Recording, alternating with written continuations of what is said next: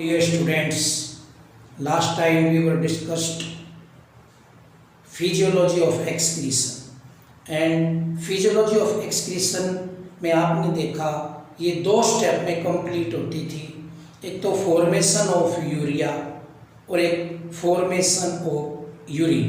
यानी कि last video में लास्ट लेक्चर में हमने डिस्कस किया था फॉर्मेशन ऑफ यूरिन और वो भी फिर फर्दर 3 स्टेप्स में कंप्लीट हुआ था। फर्स्ट था ग्लोबुलर फिल्ट्रेशन या ग्लोमेरुलर फिल्ट्रेशन। तो ग्लोमेरुलर फिल्ट्रेशन में ग्लोमेरुलस और बोमन कैप्सूल का रोल था। दूसरा हमारा था ट्यूबुलर रीएब्जॉर्प्शन, उसमें PCT, loop of Henle, DCT, collecting duct, collecting tubule, इन सभी का रोल था। और तीसरा हमारा स्टेप था ट्यूबुलर सिक्रीशन। इसमें मुख्यतः जो रोल था वो था पीसीटी का और डीसीटी का। हालांकि जो लूपोफेनल है वो भी इसमें थोड़ा बहुत अपना माइनर सा रोल अदा करता है। आज हम डिस्कस करेंगे आफ्टर यूरिन फॉर्मेशन उसका पास आउट, यानी कि पास आउट ऑफ यूरिन, और उसको हम कहते हैं यूरिनेशन या मिक्चुरेशन। मिक्चुरेशन या यूरिनेशन तो डिस्कस करते हैं। यूरिनेशन या मिक्चुरेशन क्या होता है? द प्रोसेस ऑफ रिलीज या pass out of urine. The process of release और pass out of urine from urinary bladder, from urinary bladder through urinary aperture, through urinary aperture, urinary aperture के through urinary bladder से urine का pass out, उस process को हम कहते हैं is called urination. क्या कहेंगे उसको? यूरिनेशन या मिक्चुरेशन, MICTURITON, मिक्चुरेशन। ठीक है, उसको मिक्चुरेशन हम कहेंगे। The amount of urine is depends upon, अब जो यूरिन का जो अमाउंट है जो पास आउट करना उसका जो वो डिपेंड करता है किस किस के ऊपर? फ्लूइड इनटेक, हमने किस तरीके का, या ऐसे कह सकते हैं टाइप ऑफ फ्लूइड इनटेक, किस तरीके का हमने फ्लूइड को इनटेक किया है। दूसरा physiology of the body, physiology of the body, body की फिजियोलॉजी कैसी है। Environmental temperature, environmental temperature. तो इस तरीके की कुछ बातें जो कि ये डिटरमाइन करेंगी कि कितना यूरिन आउटपुट होगा। बहुत ज़्यादा टेम्परेचर होगा, पसीना ज़्यादा आएगा तो यूरिन की आउटपुट कम होगी। फिजियोलॉजी या जो बॉडी अगर ज़्यादा एक्टिव है, ज़्यादा जो लाइफ एक्टिविटी में इन्वॉल्व है तो ज़्यादा, यानी कि मेटाबॉलिज्म में वाटर यूज हो जाएगा तो यूरिन की आउटपुट कम होगी। अगर हमने सॉलिड फूड लिया है या तो उसमें जो यूरिन की आउटपुट है वो थोड़ी सी कम होगी, या फिर हमने फ्लूइड ही लिया है, जैसे कोई लिक्विड लिया है तो उसमें यूरिन की आउटपुट थोड़ी सी ज़्यादा होगी।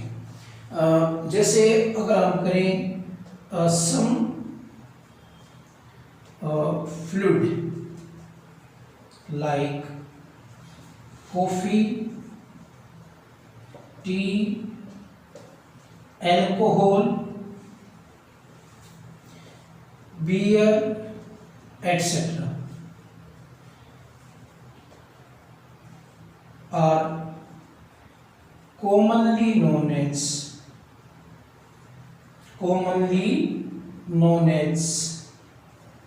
diuretic. Diuretic means cause more urine output. Cause more urine output. चाय, कॉफी, अल्कोहल या अल्कोहलिक सब्सटेंस लेने से ये डाययूरेटिक का काम करते हैं, ज़्यादा यूरिनेशन होती है और यूरिन की आउटपुट इनमें ज़्यादा होगी। The pH of urine is 5 to 8. Generally जो pH होती है यूरिन की वो 5 से 8 के बीच की होती है।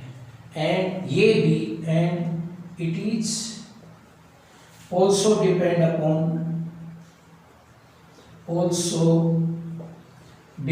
upon types of food intake.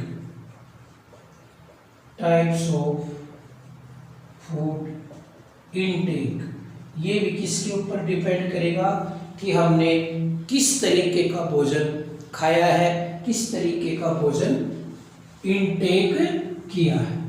जैसे अगर आपने प्रोटीन वाला भोजन, पल्सेस वगैरह, दाल वगैरह ज़्यादा खाई हैं तो आपके जो यूरिन की जो वो पीएच होगी वो एसिडिक होगी। If vegetable consume more then pH of urine, बताओ कैसे होगी, will be basic, while pH of urine will be acidic if we consume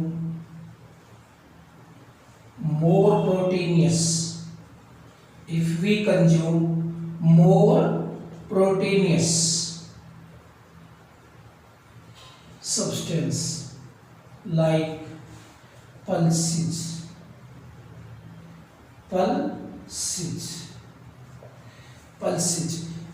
वगैरह या जितने प्रोटीन रिच डाइट, अंडा, मांस, मछली जिस भी तरीके से ज़्यादा लेंगे तो उस तरीके से यूरिन की पीएच कैसी हो जाएगी, एसिडिक।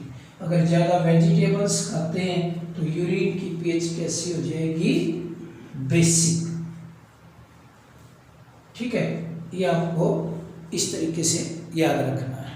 दूसरा, the colour of urine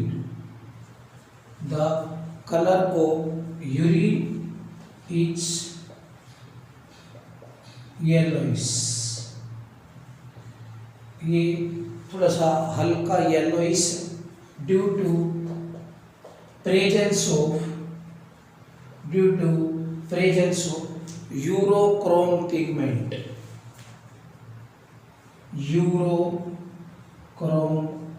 pigments.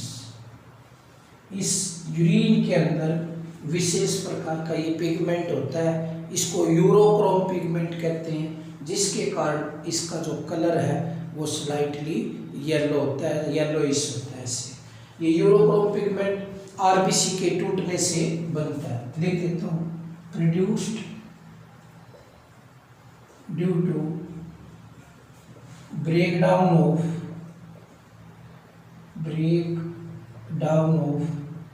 Haemoglobin. जो हीमोग्लोबिन है उसके ब्रेकडाउन होने से, जो आरबीसी है उसके ब्रेकडाउन होने से वो पिगमेंट बनता है यूरोक्रोम, जिसके कारण यूरिन का कलर कैसा होता है, येलोइश। जो यूरिन है वो एक फ्लूइड वेस्ट है, so urine is a fluid waste, is a fluid waste which consists 95% water and 5%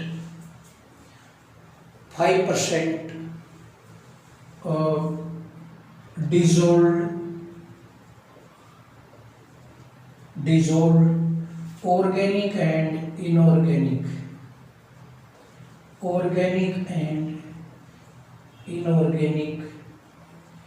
wastes।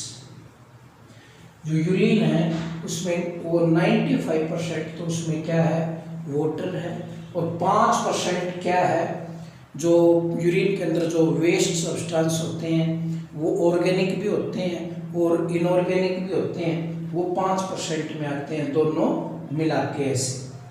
तो वो कौन कौन से होते हैं जरा एक बार देखते हैं कि कौन कौन से जो 5% जो ऑर्गेनिक और इनऑर्गेनिक सब्सटेंस होते हैं।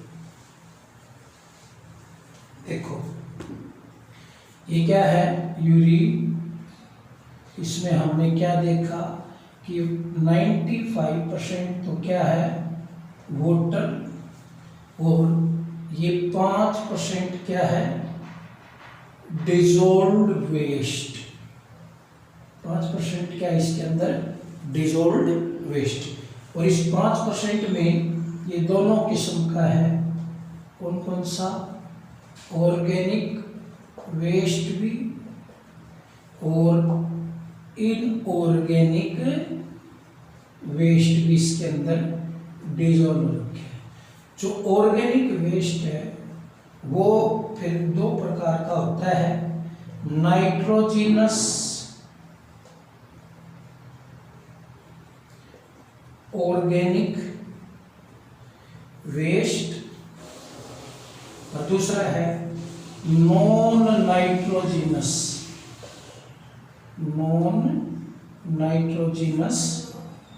Organic waste. यानी कि ऑर्गेनिक वेस्ट को फर्दर फिर दो भागों में बांटा, यानी कि जो 5% डिजोल्व्ड वेस्ट है वो दो कैटेगरी में डिवाइड किया, ऑर्गेनिक वेस्ट और इनऑर्गेनिक वेस्ट।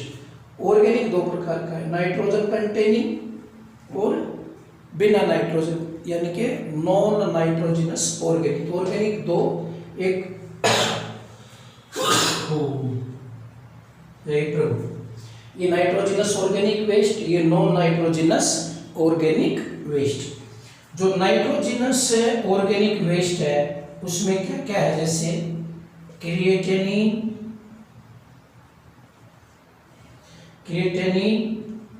हिप्पूरिक एसिड,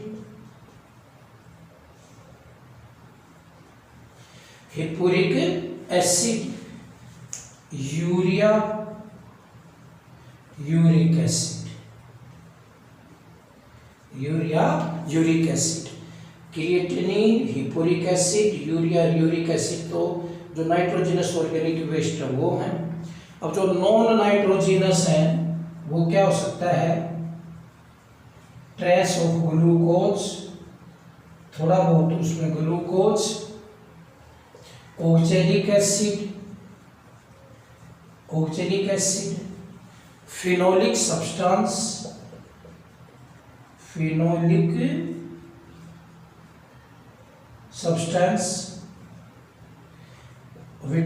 सी।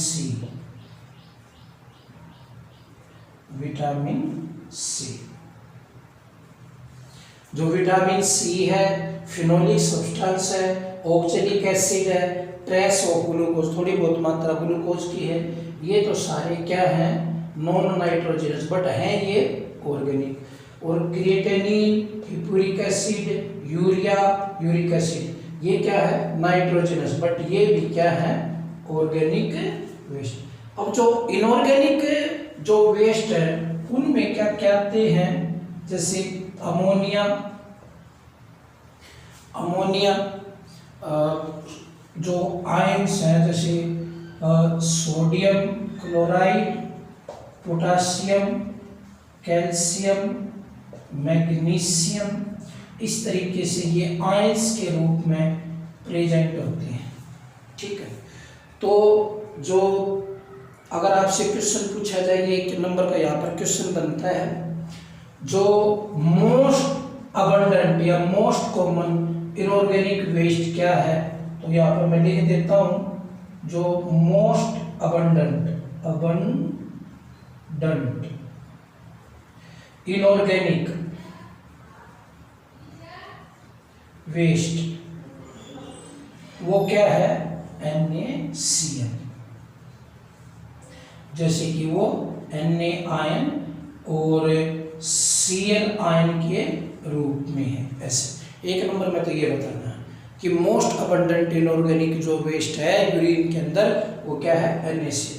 और मोस्ट अबंडेंट ऑर्गेनिक वेस्ट क्या है, वो क्या है, यूरिया।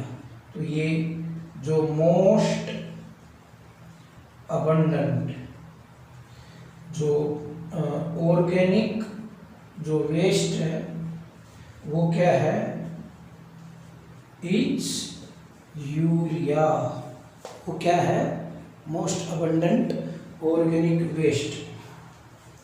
ऑर्गेनिक ये दिखाई नहीं दे रहा आपको ये, तो आप एक लाइन वैसे लिख लेंगे, जो यूरिया है वो मोस्ट अबंडेंट, यूरिया क्या है, मोस्ट अबंडेंट ऑर्गेनिक, और NaCl क्या है, मोस्ट अबंडेंट इनऑर्गेनिक। तो इस तरीके से ये यूरिन की क्या है, कंपोजिशन।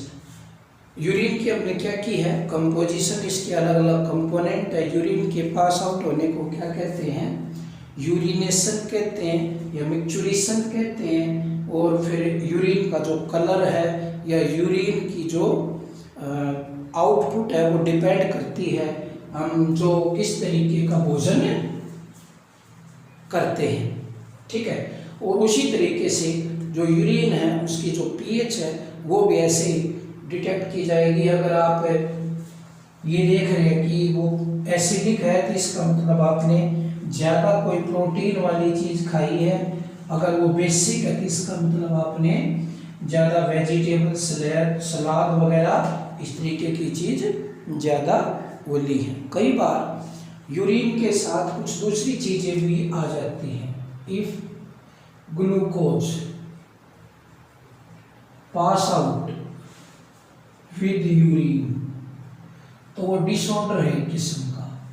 वैसे तो ग्लूकोज आता नहीं है, अगर फिर भी अगर मान लीजिए किसी न किसी कंपोनेंट या सिस्टम की कमी के कारण अगर ग्लूकोज यूरिन के साथ बाहर आता है तो उस बीमारी को हम क्या कहेंगे, ग्लूकोसूरिया। क्या कहेंगे उसको, ग्लूकोसूरिया। अगर इफ प्रोटीन, कई बार प्रोटीन भी यूरिन के साथ बाहर आते हैं तो उसको प्रोटीनूरिया कहेंगे। प्रोटीनूरिया, उसको हम क्या कहेंगे, प्रोटीनूरिया। कई बार पस, जो पस सेल्स हैं, कई बार घाव हो जाता है, वाउंड हो जाता है तो पस भी यूरिन के साथ बाहर आती है तो उसको हम पायूरिया कहेंगे। पायूरिया, तो उस बीमारी का क्या नाम हो जाएगा, पायूरिया। तो इस तरीके से कई बार जो सब्सटेंस है वो आने नहीं चाहिए थे यूरिन के साथ, बट वो किडनी की एफिशिएंसी जब कम हो जाती है या डैमेजिंग हो जाता है कोई सिस्टम पार्ट, तो ये सब्सटेंस बाहर आते हैं। जैसे कीटोन भी आ जाता है कई बार, कीटोन, तो उसको हम कीटोनूरिया कहेंगे। कीटोनूरिया, उस बीमारी का क्या नाम हो जाएगा, कीटोनूरिया। तो भाई इस तरीके से हीमेटोयूरिया, कई बार ब्लड भी आ जाता है, आरबीसी भी आ जाते हैं, हीमेटोयूरिया बोल देते हैं। तो ये कुछ डिसऑर्डर हैं जो यूरिन के साथ कोई दूसरी चीज़ें क्या हो जाए, बाहर आने लग जाए। तो यूरिन का कलर कैसा है, यूरिन की पीएच क्या है, यूरिन को पास आउट करने का मेथड या प्रोसेस क्या कहलाता है, यूरिन की कंपोजिशन क्या है, यूरिन के साथ क्या क्या चीज़ें जो है वो बाहर आ सकती हैं, तो किस तरीके के वो डिसऑर्डर हो जाएंगे। तो ये था क्या, यूरिन। अब जैसे यूरिन तो ये ठीक है। अब हम एक और चीज़ देखते हैं कि जैसे जो किडनी है हमारी, वो अपनी जो फंक्शन में काफ़ी फ्लेक्सिबिलिटी शो करती है। अगर हमने हमारे शरीर के अंदर ज़्यादा पानी है तो वो कम यूरिन को पास आउट करेगी।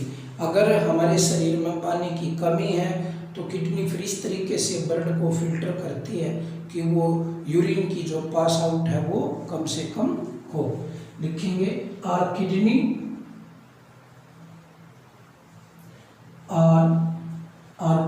Are flexible in function.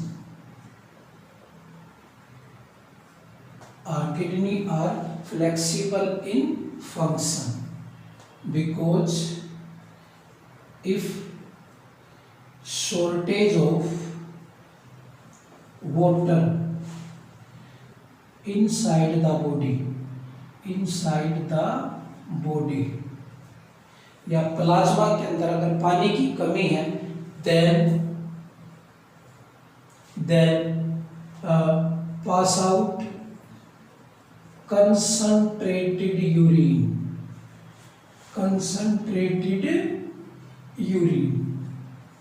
तो ये कंसंट्रेटेड यूरिन को पास आउट करेंगे, करवाने में मदद करेंगे।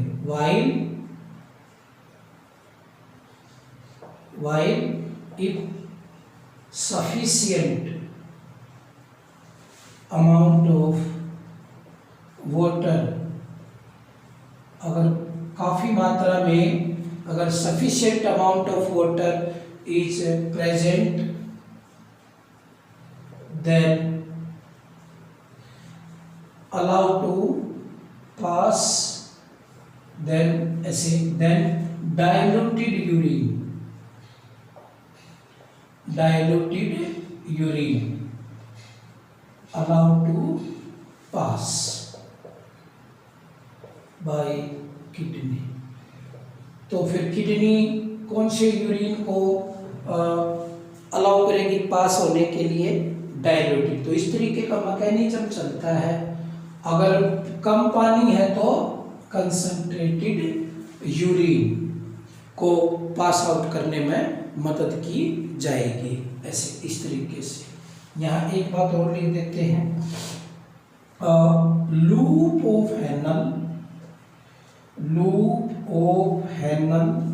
एंड वासा रेक्टा, ये वर्ड है दो, लूप ऑफ हैनल और vasa recta play significant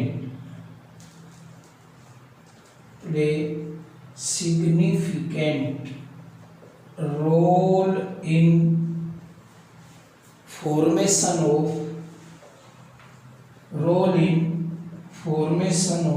of concentrated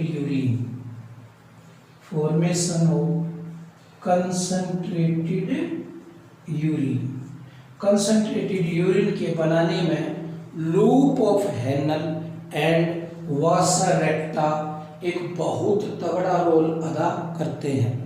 this is called, इसको क्या कहेंगे, ये बहुत इंपॉर्टेंट बात, this is called counter current mechanism. इसको हम क्या कहेंगे, counter current mechanism for concentrated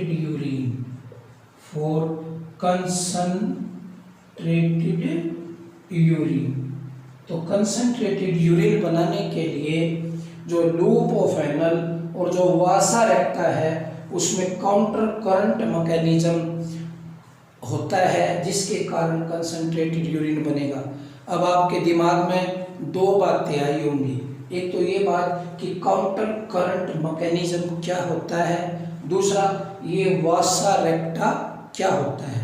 मैं थोड़ा सा इसको भी समझाने की कोशिश करता हूँ कि काउंटर करंट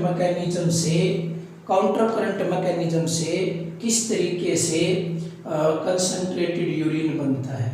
तो काउंटर करंट मैकेनिज्म क्या होता है और वासा रेक्टा क्या है जो इसमें मदद करता है। देखो ये हमारा क्या है,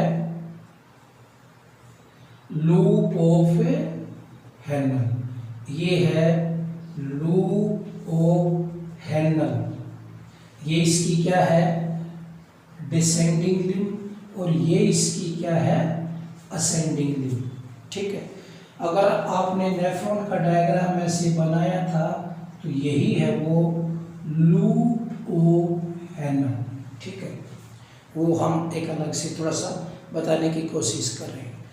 अब इसके ऊपर एक ये जाल बन जाता था कैपिलरीज का, ये कैपिलरीज का क्या बन जाता था, जाल। देखो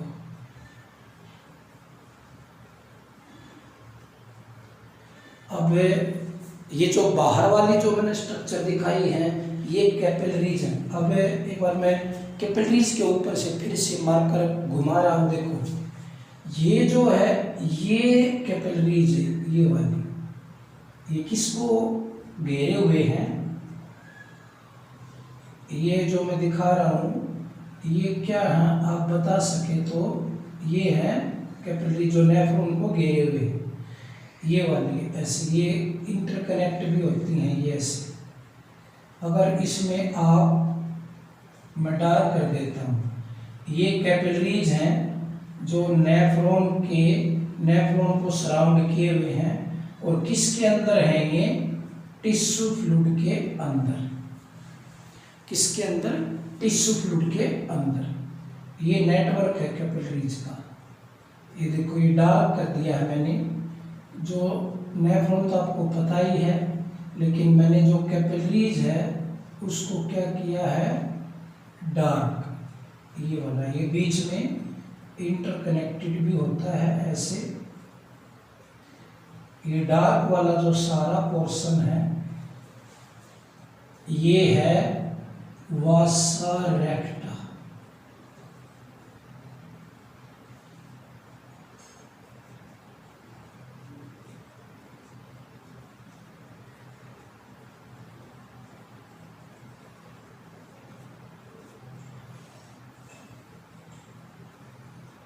देखो अब ये तो है नेफ्रॉन, ये क्या है, टिश्यू फ्लूइड। और जो टिश्यू फ्लूइड में जो ये कैपिलरीज हैं, ये कैपिलरीज जो इस पूरे नेफ्रॉन के ऊपर ऐसे फैली हुई है, उनको हम ब्लड कैपिलरीज कहते हैं। और जो लूप ऑफ एनल के दोनों तरफ ऐसे जाल बनाती हैं, जो कैपिलरी लूप ऑफ एनल के दोनों तरफ ऐसे जाल बनाती हैं और जो आपस में ऐसे जुड़ी हुई हैं, उनको हम वासा रेक्टा कहते हैं। क्या कहते हैं, वासा रेक्टा। अब आपको ये सब, ये लूप ऑफ एनल है। अब देखो जो इसमें लूप ऑफ एनल के अंदर क्या ऐसे हम कह सकते हैं, लूप ऑफ एनल के अंदर ब्लड भी नहीं, आप फिल्ट्रेट लिख लो, क्या फ्लो करेगा, फिल्ट्रेट। पहले तो आपको ये पता लगना चाहिए कि वासा रेक्टा क्या है। जो कॉम्प्लेक्स नेटवर्क ऑफ कैपिलरी है, कॉम्प्लेक्स नेटवर्क ऑफ कैपिलरी जो नेफ्रॉन को घेरे हुए है टिश्यू फ्लूइड के अंदर, नेफ्रॉन को जो कॉम्प्लेक्स नेटवर्क ऑफ कैपिलरी घेरे हुए है उसको वासा रेक्टा कहते हैं। आप ये डार्क जो लाइन दिखाई दे रही है, आप इससे इसको समझ सकते हैं। एक बात, दूसरी बात, अब ये बताओ, ये ब्लड कैपिलरीज है तो इनमें क्या फ्लो करेगा, ब्लड। क्या फ्लो करेगा इनमें? ब्लड। और जो लूप ऑफ हेनल है उसमें क्या फ्लो करेगा? फिल्ट्रेट, या हम क्या कह सकते हैं? यूरिन। देखो दो बातें हैं, जो वासा रेक्टा है वो तो कैपिलरीज है, ब्लड कैपिलरीज है, उनमें ब्लड फ्लो करेगा जैसे कि मैंने दिखाया है। और जो लूप ऑफ एनल है वो एक नेफ्रॉन का पार्ट है जिसमें ब्लड फिल्टर होता है। तो जो फिल्ट्रेट है या उसको हम क्या कह रहे हैं? यूरिन, वो लूप ऑफ एनल के अंदर क्या करेगा? वो फ्लो करेगा। दो बातें होगी। अब इसकी भी जो लूप ऑफ एनल है इसकी भी क्या है? ये डिसेंडिंग लिम्ब, और ये वाली क्या है?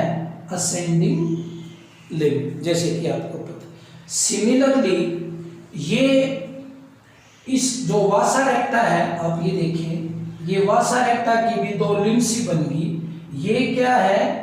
डिसेंडिंग लिम्ब, और ये क्या है? Ascending limb. ठीक है, वासा रेक्टा की भी क्या है? ये दो लिम्ब है, असेंडिंग और डिसेंडिंग। अब बात यहाँ पर एक बात तो आपने ये समझी कि वासा रेक्टा क्या है, लूप ऑफ एनल क्या है, समझ लिया। दूसरा, वासा रेक्टा में क्या फ्लो करेगा? ब्लड। और लूप ऑफ एनल में क्या फ्लो करेगा? फिल्ट्रेट और यूरिन। दो बातें। तीसरी बात, इसकी भी डिसेंडिंग और असेंडिंग लिम्ब है, और वासा रेक्टा की भी डिसेंडिंग और असेंडिंग लिम्ब है। अब चौथी बात, जो एक वर्ड आया था counter current mechanism. Counter current mechanism का मतलब क्या है? अगर इसमें जो फिल्ट्रेट डिसेंडिंग लिम्ब में नीचे की तरफ अगर आएगा, if filtrate move in loop of anal in descending limb downward में, अगर नीचे की तरफ आएगा देन वासा रेक्टा में जो ब्लड है वो ऊपर की तरफ जाएगा। काउंटर करंट, उसके अपोजिट। अगर असेंडिंग लिम्ब में यूरिन या फिल्ट्रेट ऊपर की तरफ फ्लो करेगा तो वासा रेक्टा में ब्लड ऊपर से नीचे की तरफ फ्लो करेगा। ऐसे काउंटर करंट, ये है वो काउंटर करंट, यानी कि जो ब्लड है और जो यूरिन है वो अपोजिट डायरेक्शन में फ्लो करते हैं। ठीक है, लेकिन वो किस किस में? अलग अलग। ब्लड किस में फ्लो करेगा? वासा रेक्टा के अंदर, और यूरिन किस में फ्लो करेगा? लूप ऑफ हेनल, और उनकी भी लिम्ब्स में। मैं एक बार फिर एक लाइन में रिपीट करता हूँ। अगर फिल्ट्रेट लूप ऑफ हेनल की डिसेंडिंग लिम्ब में नीचे की तरफ मूव करने लग रहा है तो एट द सेम टाइम वासा रेक्टा में ब्लड नीचे से ऊपर असेंडिंग लिम्ब में मूव करने लग रहा है। इसको हम काउंटर करंट मैकेनिज्म कहते हैं। यही counter current mechanism concentrated urine बनाने में मदद करता है। ये काउंटर करंट मैकेनिज्म ही help in formation of concentrated urine. तो हमने 3-4 बातें लिखी थी पहले कि vasa recta and loop of Henle play important या significant role in formation of concentrated urine. तो वो इस तरीके से होता है, और ये किस कारण होता है? Due to counter current mechanism. तो काउंटर करंट मैकेनिज्म का मतलब ये दोनों जो फिल्ट्रेट हैं, जो सब्सटेंस है, वो अपोजिट डायरेक्शन में फ्लो करते हैं। इसमें मैंने एक और बात लिखवाई थी, loop of anal and vasa रेक्टा वो दोनों इसमें अपना रोल दिखाते हैं। तो इस तरीके से काउंटर करंट मैकेनिज्म के माध्यम से लूप ऑफ एनल और वासा रेक्टा अपना सिग्निफिकेंट रोल देते हैं कंसंट्रेटेड यूरिन बनाने में। तो ये था हमारा यूरिनेशन, मिक्चुरेशन, उसकी कंपोजिशन, उसका कलर, उसकी कितनी अमाउंट है, उसमें किडनी का किस तरीके से क्या रोल है और कंसंट्रेटेड यूरिन किस तरीके से बनता है। ठीक है, नेक्स्ट टॉपिक हम करेंगे regulation of kidney function. Okay.